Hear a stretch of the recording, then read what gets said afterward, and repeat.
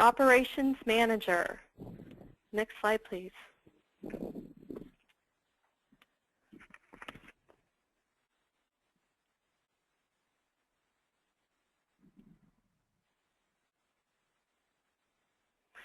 Thank you. Today's webinar is brought to us by HP Software today. Next slide. Rocky Pisto is going to be the moderator today. He will be here momentarily. I'm Stephanie Concoy, the Vivit Engagement Director. I will be here working behind the scenes, but wanted to jump in and welcome you all today. Rocky is a Vivit chapter leader and also a Vivit SIG leader for the BSM SIG. Our speakers today are Will Gillen, and Will is the Director for Systems Engineering for Fidelity Investment. Our second speaker today is Ian Bromhead. He is the Senior Product Marketing Manager for HP Software. Next slide. Just some housekeeping before we start. Today's live session is intended for all Vivit members.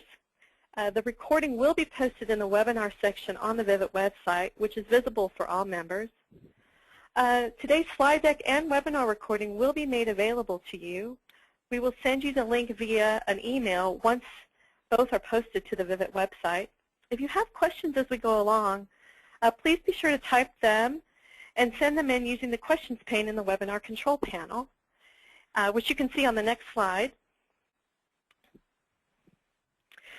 And this control panel usually appears in the upper right-hand corner of your screen.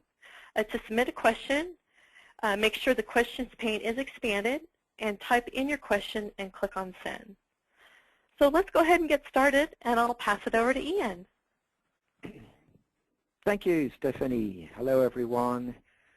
Good evening, good morning, good afternoon, wherever you are, and welcome to our webinar today. Thanks for spending the time to join this webinar, which is entitled Darwinian Evolution of Operations Manager. And we're going to talk about the evolving from the Operations Manager set of products to a more service-orientated approach, and we're going to kick that off today with our guest speaker that I'm delighted to have with us. So let's see if he's there and if we can hear him. Hello, Will. Are you there? Hey, Ian. How you doing? Thank you. Yeah, fine. Thank you. So yeah, let's move on and get started. The first thing I wanted to do is just give you a quick introduction before Will talks about the journey that he's led at Fidelity Investment. Darwinian evolution. So who is this? This is a picture of Darwin, and I think we all know that he was instrumental in defining the notions of natural selection and the survival of the fittest. He was an Englishman. He was educated in Edinburgh and, of course, spent a lot of time observing and studying biology and observing animals. And in fact, I think one of the aspects that we've seen over the last few months is well centralized in Geoffrey Moore's book, well-known expert in the electronics and IT domain, where he indicates, if you read his book, that great companies do tend to survive through innovation, through defining transformation, and that's what HP has been doing with software lately, and I think that's what will show to you that Fidelity Investment's been doing as well. But indeed, whether it comes to our software, whether it comes to Will's company services, then differentiation is important. It's almost vital to be able to survive in an ever-changing landscape. Alignment, focus, staying focused on what we're trying to do is key inside HP Software, trying to help our customers, such as Fidelity and many others, to be more efficient, to reduce costs, to gain productivity is very key in the Darwinian evolution of operations management.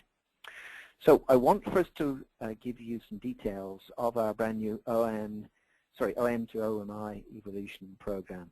And this is a program where what we're hoping to do is to give you the capability of evolving at your pace. There's no force function here. From something which you've probably been trusting and enjoying in your data center for many years, things like OM, Operations Manager, PI, OV Reporter, and many other things too that you might still be using.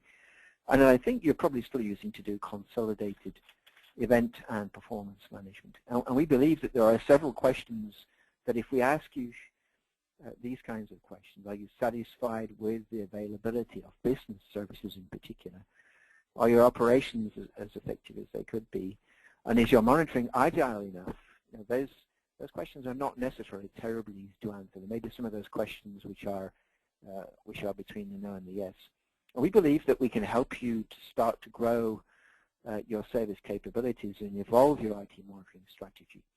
Along this line here, we're showing some of the steps that we believe and we've documented with best practices and return on experience of our customers, such as Fidelity. So moving from the classical consolidated event performance management through service-driven operations bridge, and eventually on the way to analytics-driven operations bridge is something that we believe and that we are measuring is one of the most effective ways of actually getting some of the answers to those questions and answering every one of them yes as you move down the journey. And so yes, we have designed a new program. OM to Operations Bridge Evolution program is about to kick off, and in it we're providing a lot of entitlement to people. So people who are using today and are trusting and enjoying Operations Manager, PI, Reporter, are probably doing consolidated event and performance management therefore. And what we're going to be starting with in this program on the 1st of March is that you will gain entitlement on a one-on-one basis. So from OM to LMI, from PI to SHR, from the SPIs to the management pack, you're going to get one-on-one entitlement, which we think is a great offer. In particular, when you look at what are you gaining as you define your journey and moving towards a bridge approach, you're gaining in your capability to manage and be capable of managing services, so having a service-driven approach. We believe that by integrating a lot of the data from the tools you've already chosen, be they from HP or others, can be combined into a single platform. We'll talk more about what that platform is and how we think it provides value after Will has talked about his journey. We want to define the ways in which you can really gain efficiency. And a lot of our customers who have deployed the bridge have seen immense reductions in the event volumes, have been able to enjoy the dynamic nature of finding root causes by sorting out the wheat from the chaff and using the service model that we have inside the bridge. And we'll talk more about that as well. So you'll be entitled, if you're an owner of Operations Manager, to the Operations Bridge Premium Edition. And you'll have also the capability to move from that platform if you're attracted to anything on the right-hand side. So if you need things like log intelligence, analysis of your log files, centralization, collection, and storage of them, then that's built into our Operations Bridge Ultimate. If you need and want to move towards being more proactive and getting the capability of predicting things before service outage, then we're bundling into our OpsBridge Ultimate that capability. If you believe that you can drive down operational efficiency, and we believe that you can, and our own IT is doing so, by applying various different types of automation, monitoring automation, and of course automated remediation, execution of standard best practices to help IT operators out when they're focused on other things or when there are too many things to do. So there's a lot of value in the entitlement itself, and it defines a path to a much stronger offering.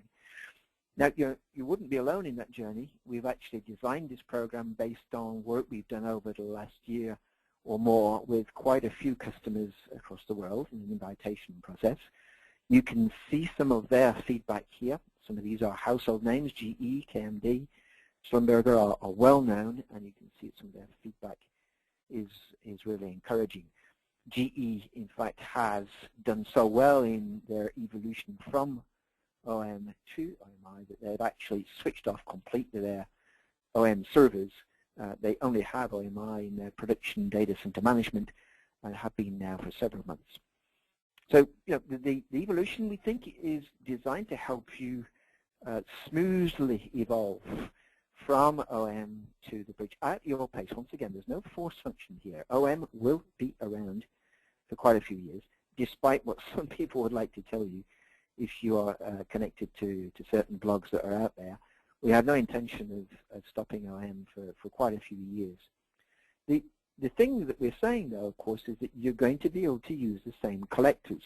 The agents that have been installed on your systems and been in the data centers for years are the same.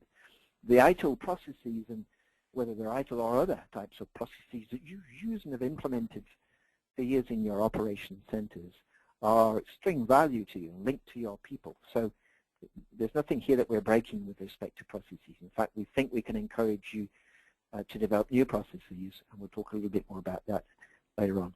And the license entitlement, we believe, is giving you a great journey, a great capability to move from the consulted event performance management to service management.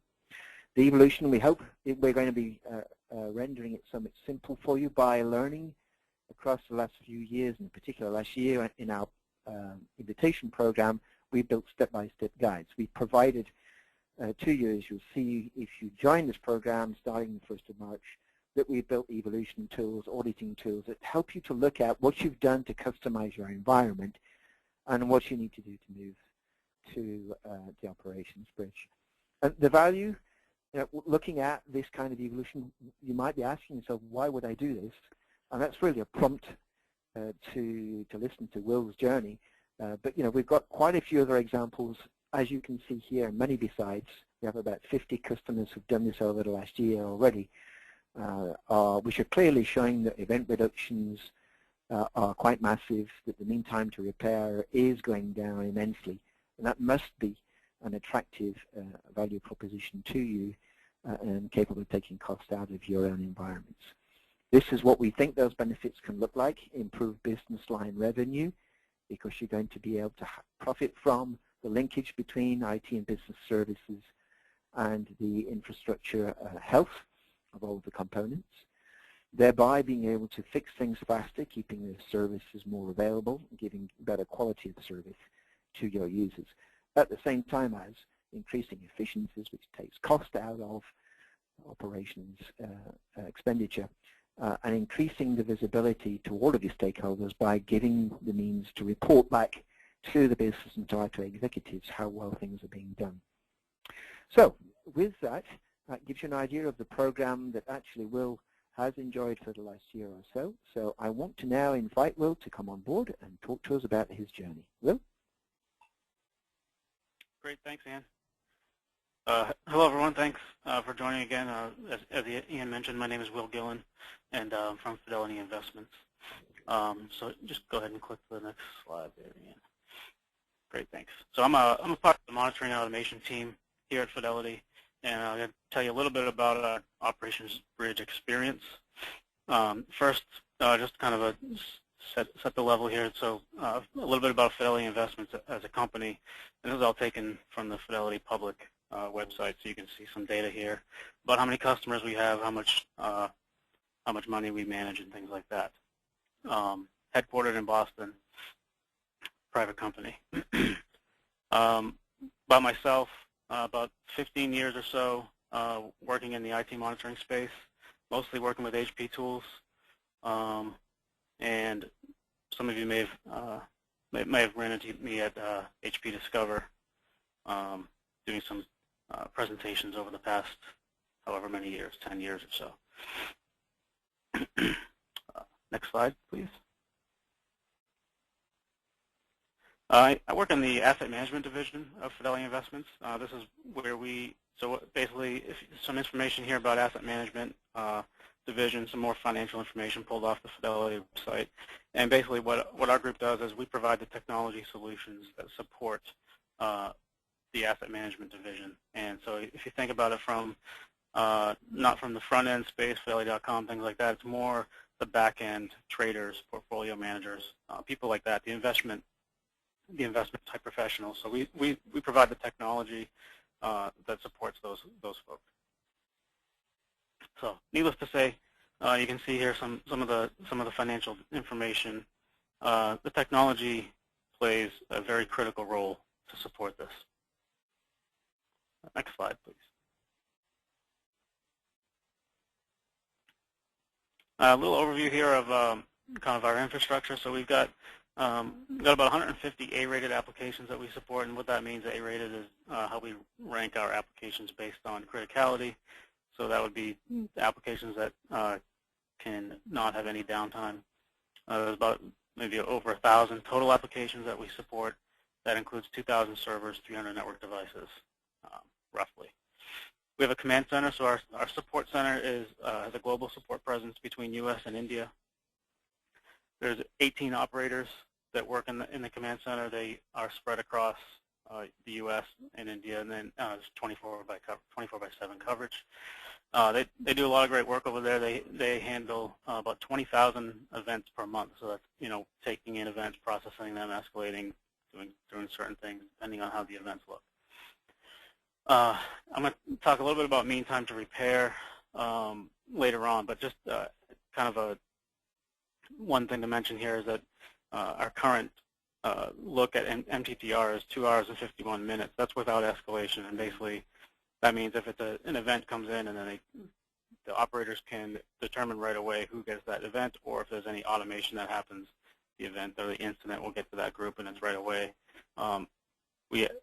We jump to about 4 hours and 12 minutes if there is some escalation required, meaning the person who's on call maybe doesn't get the ticket right away, or it goes to the wrong group, things like that. So that's just one of those things. MTTR is a KPI we're really looking at in 2015 to improve on, just because it wasn't really something that we looked at until recently.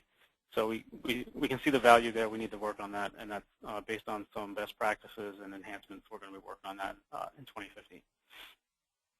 From a monitoring team point of view, we've got 9 engineers, again, deployed between U.S. and India. We have a 24/7 on-call coverage. We handle about 115 service requests per month, and overall we have about 80,000 monitors deployed in our environment. Next slide, please. Okay, this is a little bit about our growth. So from an operations point of view, over the past 10 years or so, we started out 24/7 coverage, mainly in the New England area. So go Patriots for those New England fans. 2011 we brought in the technology to create an automation strategy here, and the idea here is, we want to be able to automate things that we were doing from a manual basis from a day-to-day point of view. And the other thing we want to do is to start thinking about broadening our support globally, because as the asset management space group, we need to support that from a multiple time zone point of view. So 2012, the automation strategy was put into production. So we do things here when we talk about automation, like alert remediation or automating simple, repeatable tasks. And with that, we use HPO, operations orchestration. That's our main automation tool. And then once we hit 2012, 2013, we grew to 8 time zones under support. And we also introduced a first-level support program in the command center. So what this does, it allows our operators to be that first line of defense and potentially fix issues before they get escalated. So there's some metrics later on that I'm going to show you, talk about this program in detail. Next slide, please. A little slide about our monitoring architecture. So as you can see, on the left-hand side, we've got all the data collectors that everybody knows and loves. With that, we feed this data into BSM. And here we have OMI for our events. The way it stands today is our events feed through OMI, and then they go to our homegrown event management system. That's the operators can see that. That's their console that they look at on a day-to-day basis. It's been around for a long time, and it's pretty well embedded into our organization. We take this data and we feed into BSM. We have a SHA. We started to look at a little bit of that stuff for the anomaly detection. And then, of course, within this, we have monitoring automation. I'll talk a little bit about that later. And then there's some outputs here, right? Once we get the data into OMI, you can have dashboards and reporting. And then we can also feed this data, and we synchronize our data through ECMDB, and then we can go outside of this to third party. We can go to tools like Service Manager or ServiceNow and XMatters for our escalations. Next slide, please.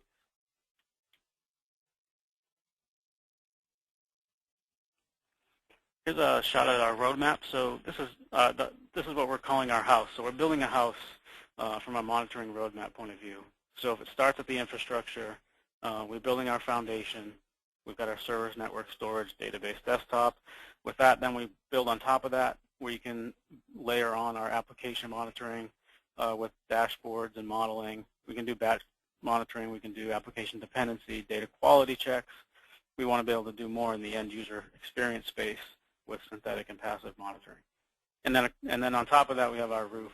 So this is where we're actually taking all of those foundational monitors and application monitors and end user experience and building on that, looking at it as a whole to get that true end-to-end so we can have these advanced features like correlation, anomaly detection, and then eventually ops analytics is someplace we want to get to with the big data analytics and root cause analysis. So that's our roadmap right here. Next slide, please, Ian.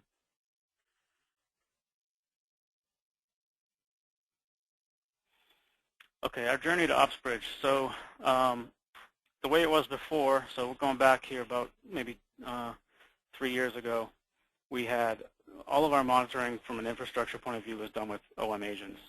And actually 40% of our incidents from an on-call point of view from the monitoring team were related to agent health issues. So whether it was an agent had to be restarted or wasn't processing events or whatever. So we had to restart those things quite a bit.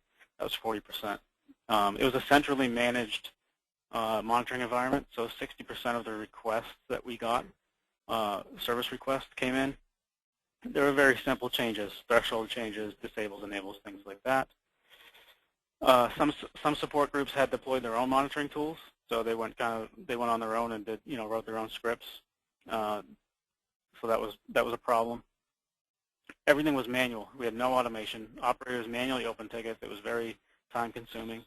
So there's a lot of room here for improvement.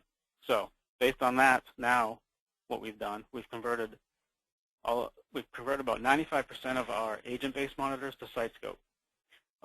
And with that came some flexibility, right? So we've implemented a self-service monitoring model. So app support teams can actually go into SiteScope on their own based on their security and their level of access. They can create their own monitors. However, they, as the app experts, go in there, create the monitors that they need to create, and then configure them however they need to create them.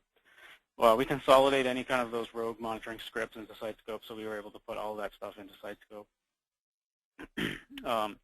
As I mentioned before, automation was a big driver for us in 2013, 2014. So right now, at the close of 2014, we averaged about 600 man-hours saved through OO workflows. So that was pretty significant savings for us.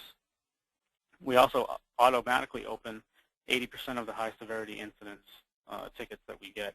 Lower severities were at 100%, so we automate all that stuff. So it helps save time for our operators. And then with that, the operators now have time, as I mentioned, for the first level support program.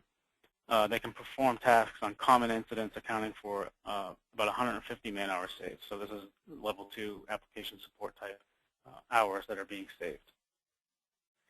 What's next? So what we have coming up now, we want to get a better understanding of what is being monitored and what's missing. So what we're doing is we look at our foundational monitoring that we have in place. We're doing audits and certifications through that. So within each product line, we're going to be going through each one, auditing them, making sure that we're not missing anything, if there's any gaps. And then once we sign off on that, they get the stamp, they get certified, and then we move on, and we can do some more enhancements through that. We're making a commitment here to deploy monitoring as part of the software development lifecycle. So as an application comes online, we're hoping to get into that process before it goes live. So we want to be as part of the development lifecycle. So as developers are creating applications, they can put hooks into their application so that we can monitor it better. We want to implement monitoring enhancements, so anomaly detection, event correlation. We need to reduce false positives, mean time to repair, and more importantly, we need to define a systematic way to capture these. So right now, the way that we capture these metrics, it's pretty manual, and we don't have a very good way to report on it, so we need to work on that. We want to create a governance model and a training plan for our self-service monitoring and automation product. So as it is with SiteScope and with OO, it's a self-service model. We need to make sure that we've got our checks and balances in place to make sure that monitors are getting created efficiently. They're not causing any problems downstream for any other users. Same goes for the automation space. We need to be able to understand what flows people are creating, if there's any kind of best practices that they need to follow. So we're going to be deploying a training plan and a governance model going forward. And then finally, we've got a big data analytics POC coming up this year. So this is the Ops Analytics tool that we're going to start looking at. Next slide, please, Ian.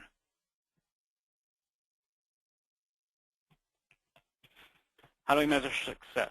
So these metrics here that you're looking at, these are taken over the past 2 years, the before and after, or the before and now look, and these are monthly data metrics. So you can see quite a change in our self-service monitoring hits. So we're up to 70,000 a month now. Even logins, self-service logins have almost doubled, and our incident counts have gone down a little bit. So we're proud about that. We're happy about that.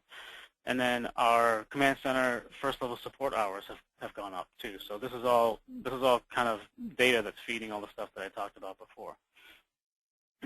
So some of the ways that we can measure success going forward, ROI based on hours saved. That's easy to do. We can do that today. OO has that built into the tool. We can pull that data out. First-level support hours, we track all that stuff. It's all fairly automated. We can capture all that information. Overall incident counts, we capture all that. That's the easy stuff. Mean time to repair, this is a little bit trickier because it's, the definition of MTTR sometimes it depends on who you ask. But we're working through that stuff, so we're trying to figure out a way to report on that on a regular basis systematically. And then finally, the real kind of the golden ticket here is we want to be able to capture issues before they become high impact incidents. So this one's a little bit tricky for us to gauge on how do we measure it and how do we capture it in a way and report on it systematically where we don't have to evaluate every ticket one by one and say, yes, this caught an issue that potentially saved an issue from happening later on. So that's something that we need to work on. And next slide, please.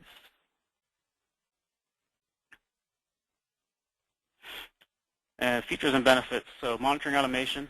So this is our migration. So we still have a handful of OM agents. So this is just based on some requirements that we have that need to report. So rather than having a supported OM Linux environment, we have these agents that will report directly into OMI and be managed through monitoring automation. So we've got our policies all deployable and managed through MA. And within the next few months, we should have our legacy OM server retired. Dashboards, so BSM, of course, has a lot of dashboards use cases. We need to increase our adoption in that space. Support teams and the operators can leverage these things as we see fit, but like I said, we need to do some more marketing and selling on those and try to get people more used to using them. UCMDB, so we sync data today from our UCMDB into our RTSM.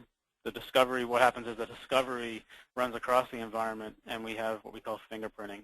So if I own an application, I can define what that fingerprint is, or whether it's an executable or a DLL or some jar file that I need that says, okay, this application, if it's running on this server, that's my fingerprint.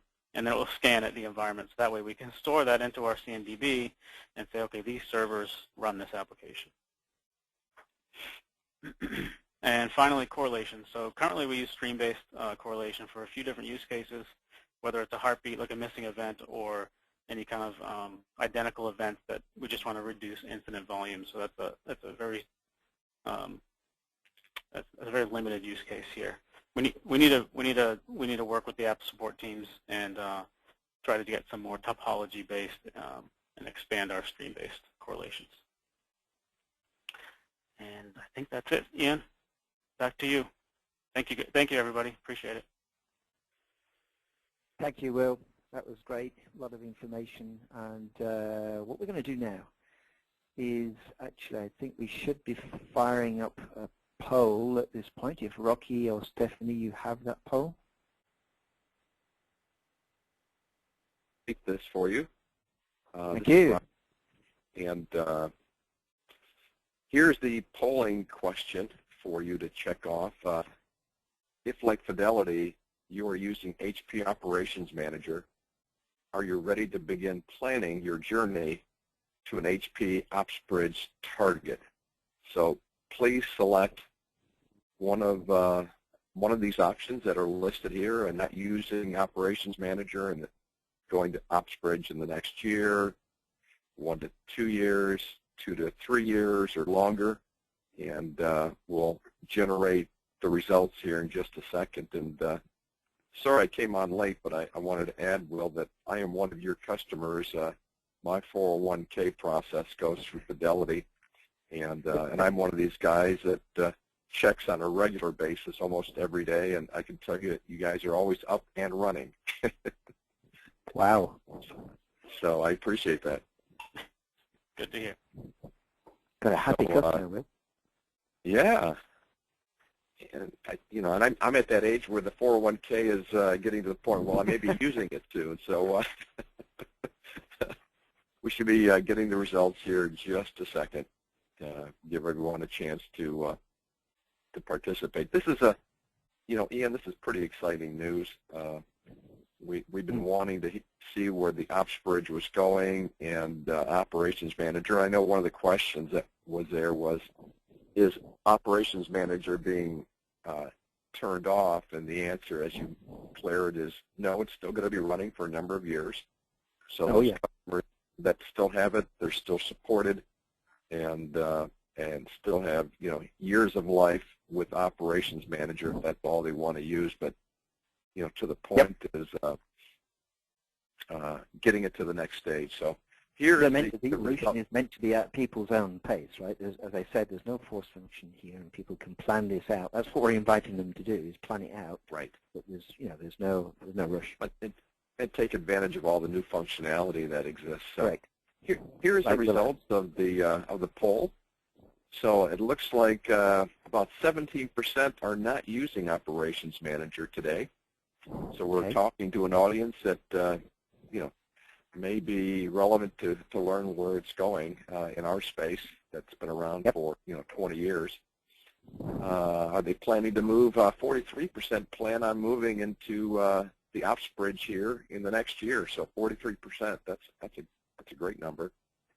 1 to 2 years is about 21%. 2 to 3 years is 11%, and some will be longer. But I think it's more of an awareness thing. I think once people realize the capability here and the automation, to solve problems that they've been doing manually, this would be great. Okay, on with the presentation. There was a second question, wasn't there? Was there? Okay. You're right, there is. Which would be your primary targets to justify this journey?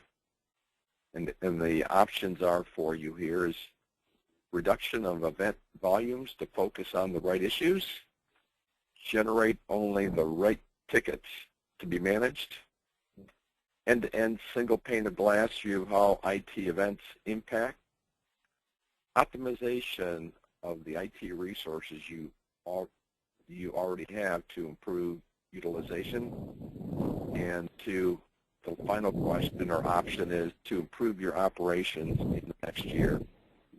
So those are all great reasons for taking the next step. And again, Ian, like yourself, I've been doing this for over 20 years in the operations and network management space, and we've seen that for a lot of customers. I think we both remember when Node Manager came out in 1990.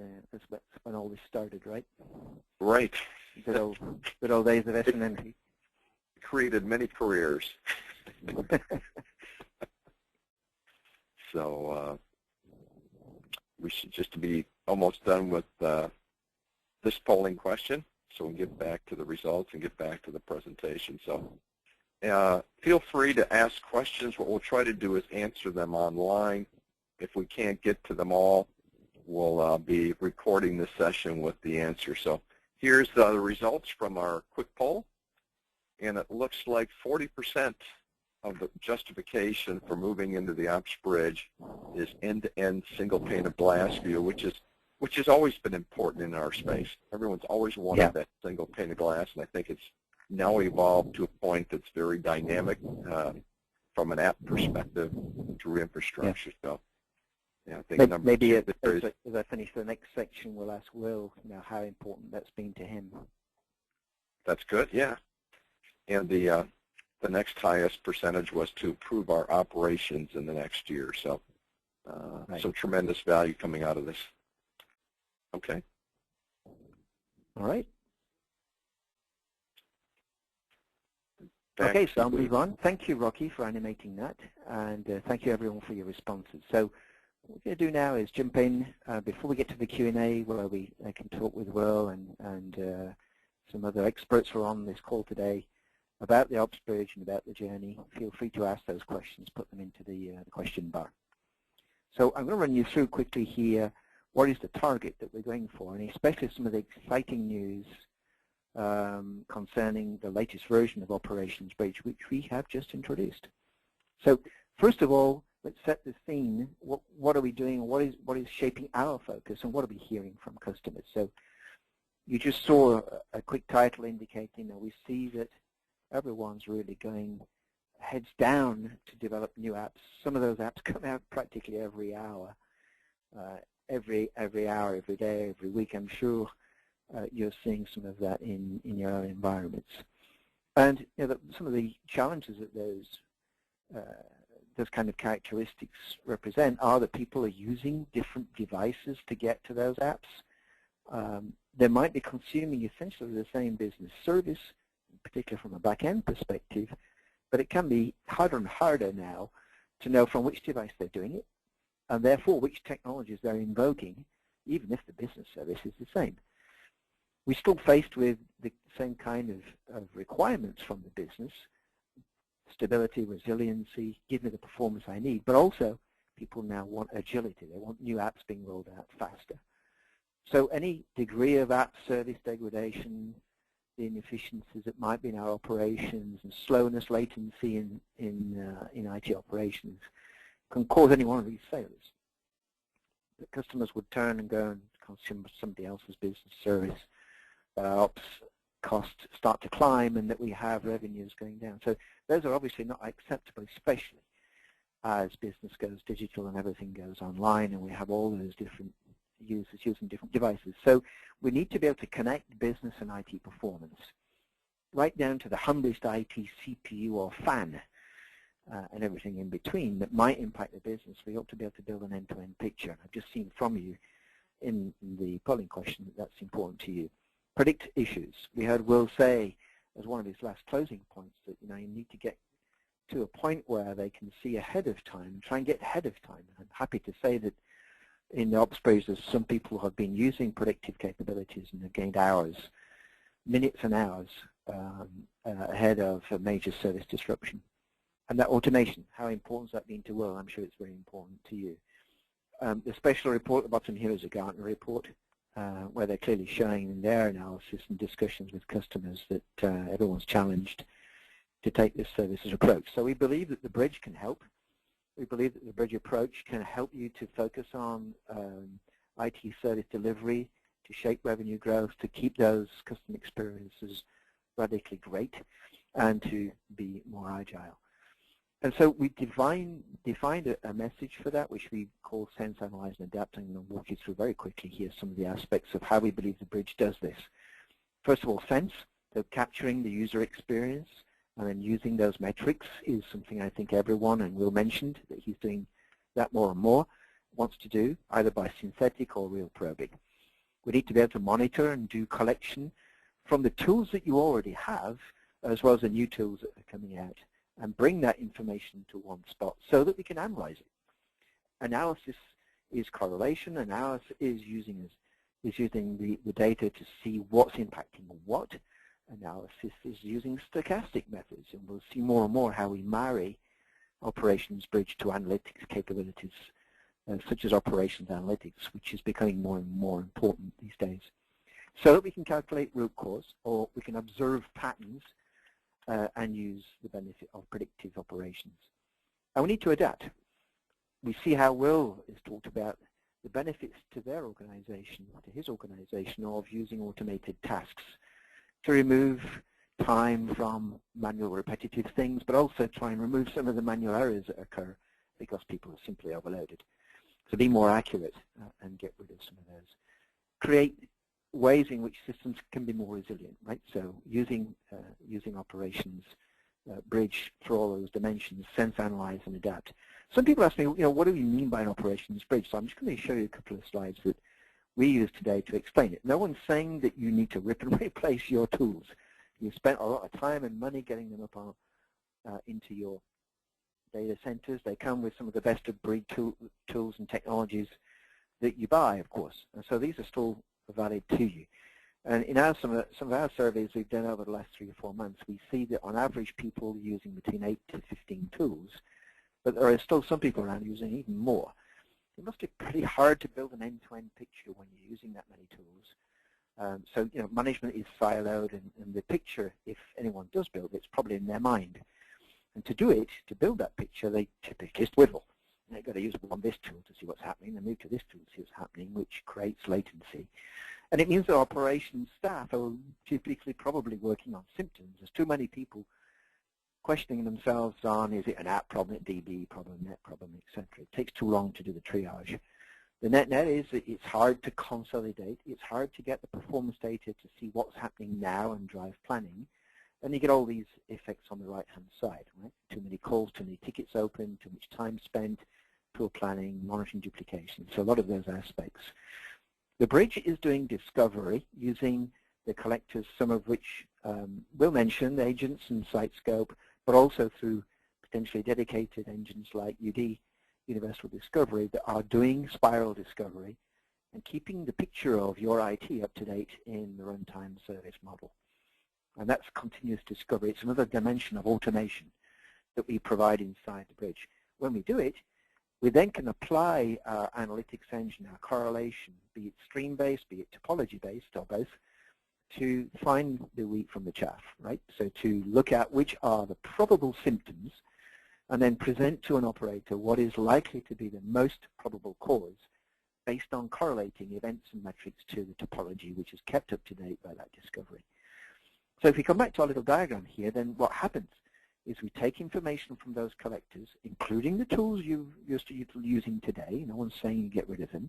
What we're saying is federate them, integrate to them, and we provide more and more integrations. I'll come back to that in a minute. And we connect to those tools so that that notion of siloed management goes away, and we bring the fault and performance information to one place so that we can see how any particular fault is likely to potentially impact business. It means that we do away with the swivel chair management because everyone can share the common view of IT reality across different interfaces, be they mobile, be they dashboards that Will mentioned. And they might be available on mobile devices using Android or iOS. It means that the operations staff work less on symptoms because we found where the issue is. We can find faster where the root cause is. And this is how you drive down the MTTR, the mean time to repair, because we can show what is the most probable root cause. Now, there might be more than one root cause that is shown.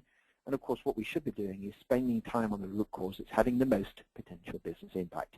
So that's the next aspect of our modeling that helps us then to focus on the right performance issues, to make sure the right tickets are opened, and then govern those aspects of automation that are so valuable to Will, and I think are probably are to you as well. So last part of what we're going to talk about today is, so what's new? What's in this new version 10 that we brought out? So first and foremost, nice, beautiful, redesigned, sexy dashboards using HTML5. At last, our GUI is now really pretty, and there's some new things like what we're showing here, KPI over time, which gives us an instant picture of how are our apps doing, and different characteristics of the apps like response time, like performance, like events, and then they show that over time, where of course the time base in this matrix view here, it may be days, maybe weeks, maybe hours, depends on what you want to look at. So you get a quick view of what's happening now and what's presenting problems over time. Averaged out into figures like we're showing here, 57.9, and then averaged out in terms of events shown in the radar, etc. We've also re-engineered some of the navigation. Sometimes going from the event down to the solving of that event. In Will's case, he mentioned that was 2 hours and so many minutes.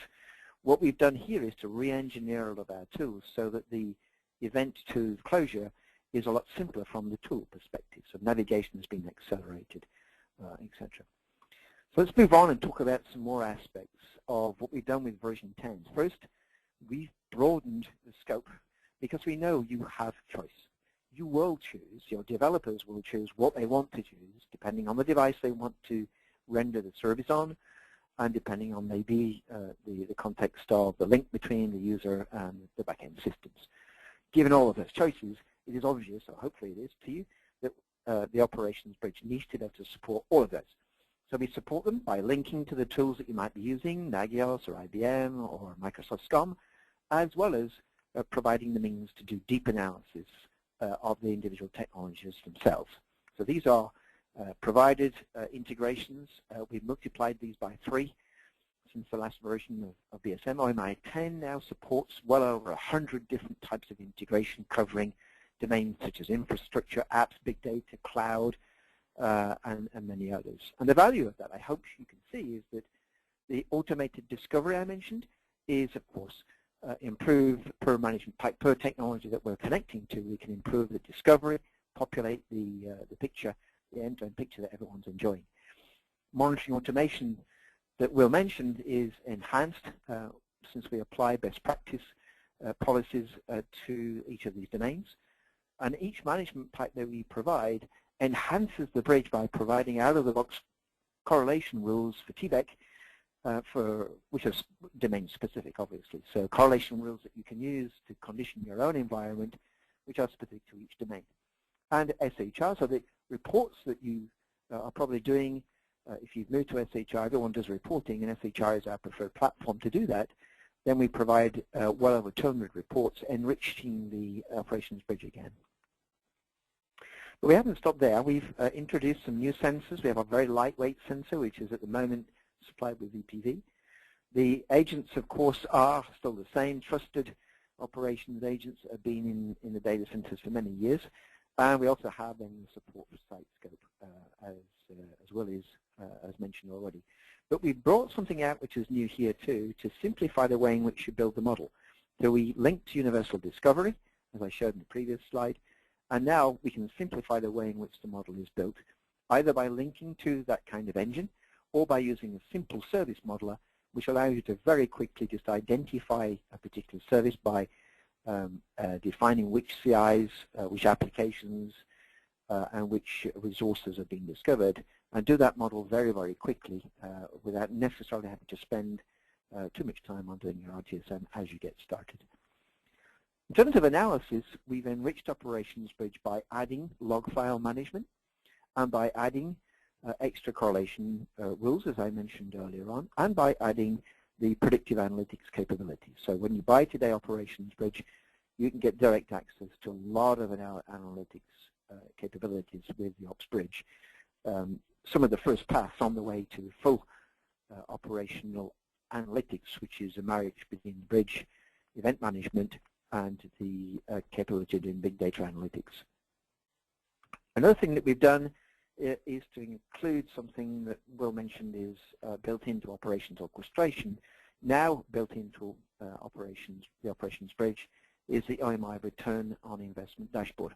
This is looking at how well you're doing at closing events, how well you're doing at qualifying things, a very exciting way in which you can start to report back to your management on the improvements that you're getting from adoption of the actual bridge.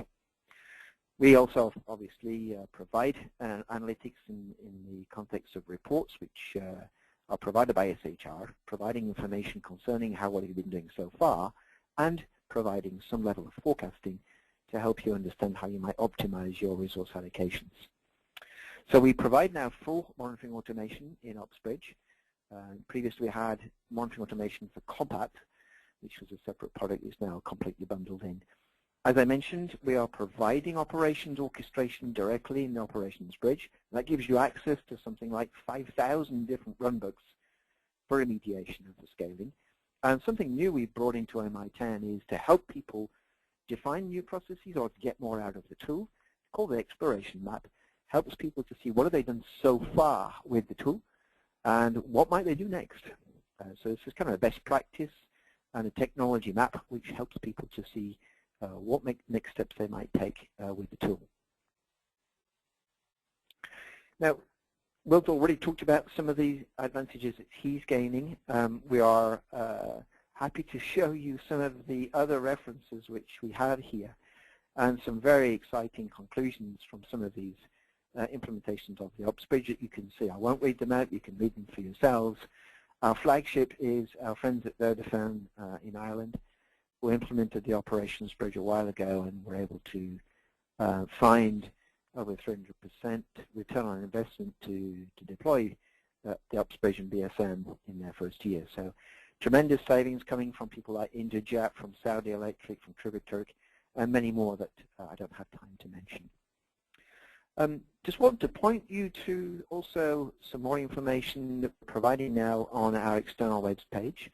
We have used TechValidate to interview quite a few customers, and you can see that a lot of people are already on their journey to the OpsBridge, and you can see some of their comments back that TechValidate have gathered and brought to their portal to talk about and show you the advantages of the adoption. So with that, we reach the last poll. So Rocky, I'm going to turn it back to you for the last poll, and then we'll take questions. Sure. Oh, that'd be great. Great stuff. So our quick poll here at the end is, do you estimate that adoption of the OpsBridge can lead you to reduction in operations cost by 10%, 10 to 33, 33 to 60, or greater? So let's give our folks a few minutes to answer that question, and we'll come back with the result. I can't make any promises, but you just saw the names of quite a few customers who are already given their answers. Incidentally, whilst you're just doing your responses there, a lot of those metrics which you saw, which we're starting to focus on, were their own measurements. So we can actually help you, if you need help, to calculate the return on investment. You've seen the built-in tool, but we also have professional services capabilities to be able to audit your environment and help you to measure and capture the right information on your journey. And I can't underline enough how important it is for you as you start your journey to capture those metrics of your environment now. If you don't, then of course it'd be a lot harder for you to be able to show the before picture that Will showed and then justify some of the investments that you might need to make in terms of time, in terms of tools, and in terms of processes that you want to implement. And here we go. So the percentages of what do you think will reduce in operations cost by the big answer is 10 to 33%, which is 50% of the folks on the call. Okay. 28% think it's going to be at least 10%, and 14% of the folks said that they hope to improve by 33 to 60%. And obviously, we got those very optimistic 8% that think they can get greater than 60% improvement by adopting to the operations. So that's great. That's great, yeah. Last question.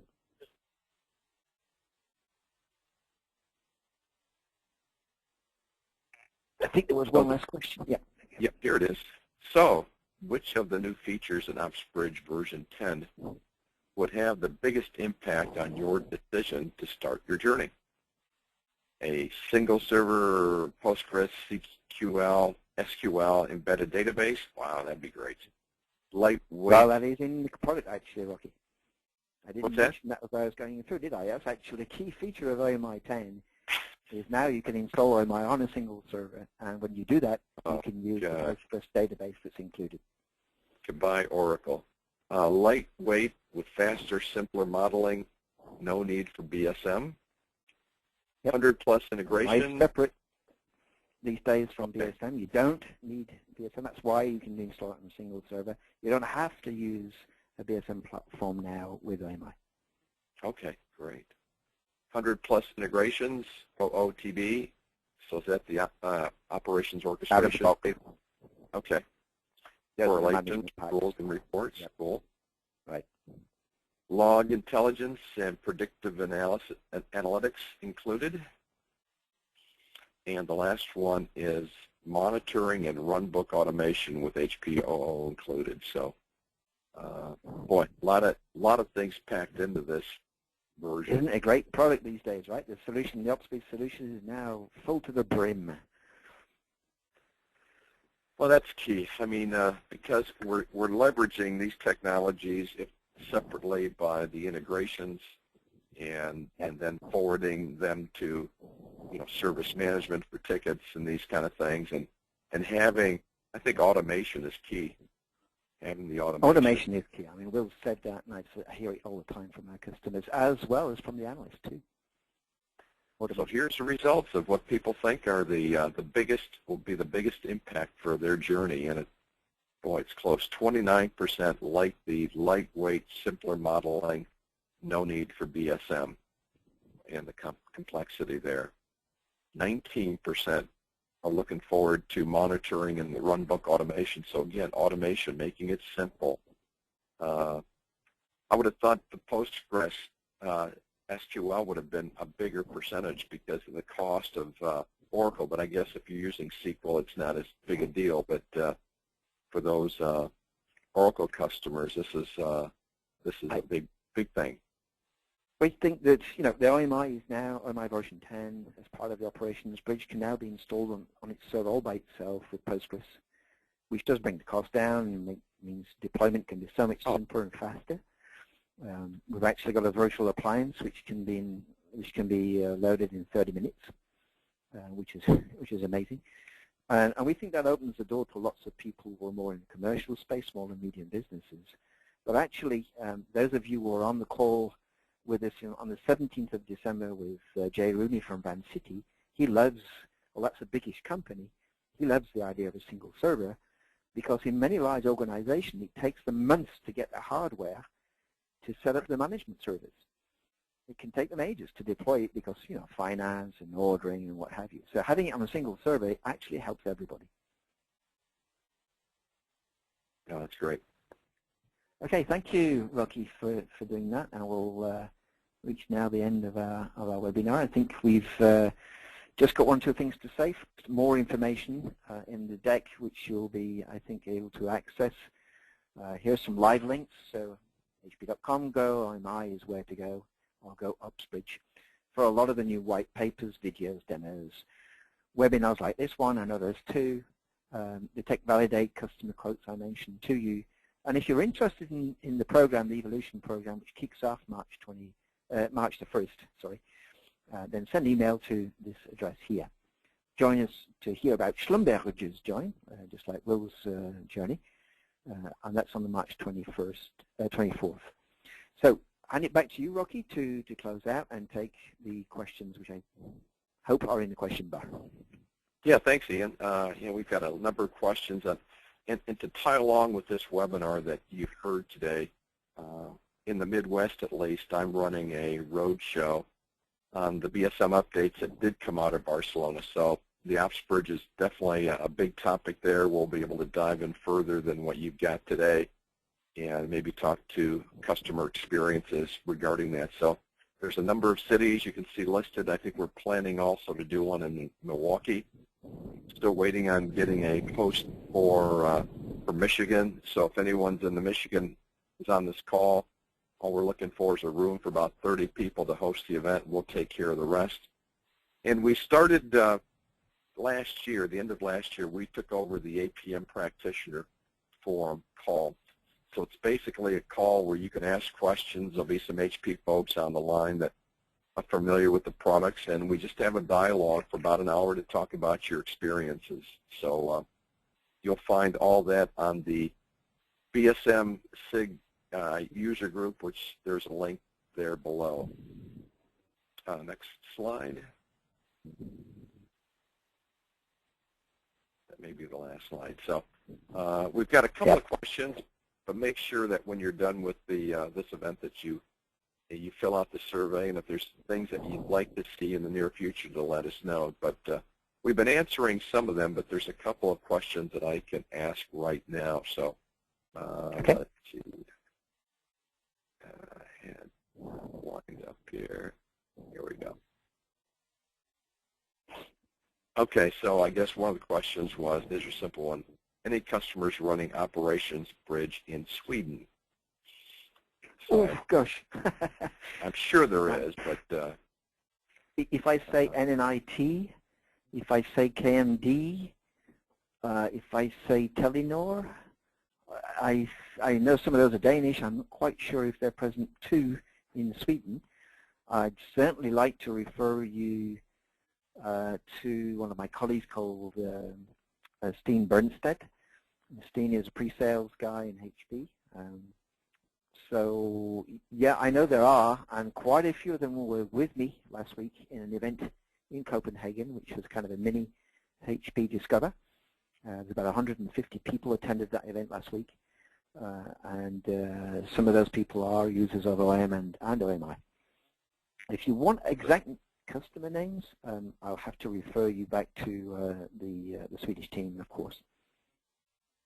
Great.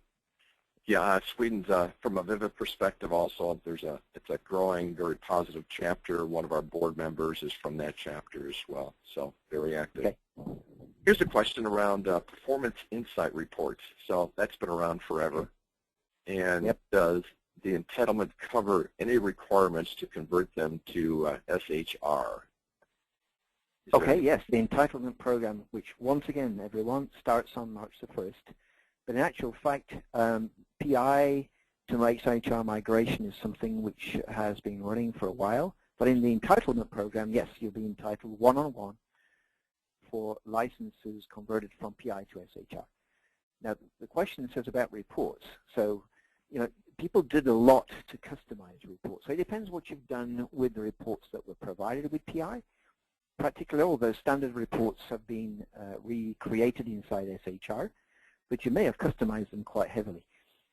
So it does depend in actual fact to see whether they are directly swappable. So entitlement, definitely yes. The actual report, can it be migrated? That depends what's inside it. If you've used PI for a lot of network reporting, then that's best done using the iSpy reporting tool, which is much more tuned for the kinds of things you want to see in a network report than what you would find in SHR. So I hope that answers the question. Oh, great, thank you, Ian.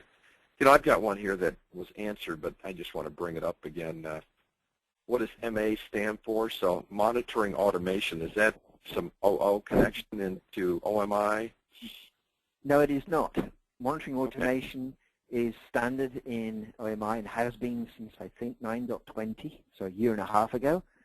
Okay. And quite simply put, monitoring automation is something which detects a new instance of an object in the RTSM. Might be a server, might be a DB, an Oracle database. And when it detects that new instance, then it has the details in the RTSM to then automate the task of deploying the best practice policies that you've predefined straight to the target object and make sure that it's activated. So the purpose of MA is A, to take away the repetitive task of managing everything, 2, to make sure that nothing's ever forgotten. That was a survey result we saw again, that people said to us when we surveyed them that it takes them between 1 week to 3 months before all of their objects are actually monitored. And I think we've seen horror stories in the press where, you know, quite simply things have not been monitored. They've been lost, they've been forgotten. So that's what monitoring automation is. And it does apply to composite apps too. You can define a set of apps chained together as a configuration, which is a web server farm, load balancers, intermediate app, backend database. Those too can be detected as a composite application deployment, and then all the monitoring required deployed out to each of the objects necessary. So that's what MA is, and it doesn't need operations orchestration. Got one last one because I think you've answered them all online that we can answer, at least at this point. And once the recording comes out, we'll have all the questions answered, hopefully. But how does event, knowing only the name, differentiate between the environments? You say you use attributes, but event doesn't access those attributes, or can it? I don't know if that's clear enough for you. Bit of a technical question. So we do have on the line today one of our product experts who probably understands the question better than I do. So I'll ask Volker if he can chip in and answer that. It may have been something they were referring to Will about his environment. Oh, I was going to ask if there are any questions for Will, but yeah, Will, do you have any comments concerning that question? How does events, knowing only the name, differentiate between the environments? You say you use attributes, but events don't access these attributes, or can they, or can it? May not be clear enough. Yeah, I'm not really sure what the question it means. Okay, no problem. Volker, any insight from your perspective?